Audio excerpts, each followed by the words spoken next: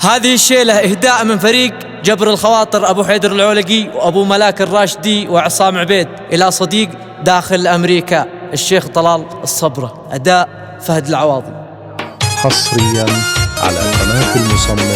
للأخبار البيضاء. أبو مالك يا هاجسي خذ عبره، شوف قطع تلقيله والحالي، بان ذراع الوافي وفا في شبره، ضعف المسافة عرض ولا طوالي، خلقت متواضع ولا بكبره، ولا نحب القلوة للقالي، والبيت ذراعي مكن ضبره، ما شي يهزه دوم يبقى عالي، كثر التجارب تنفعك والخبره، بين المساكن او بصحراء خالي، واللغز ذهو صعب عندي شفره، تفكه اقوالي ورمز افعالي، والان يا صقر انطلق من وكره، حرك على امريكا وصل طوالي، لا منزل الغالي طلال الصبره، ذي بالولايه له مكانه والي، الشيخ ذي بين العرب له شهره، صاحب مواقف للثقل شلالي، وذخرنا دايم ونبقى ذخره، سند ومحزام لقبلت له والي، جف القلم يا صاحبي من حبره، ما حد عليها يا صديقي سالي، من جاي خاوينا رفعنا قدره، ونطرحك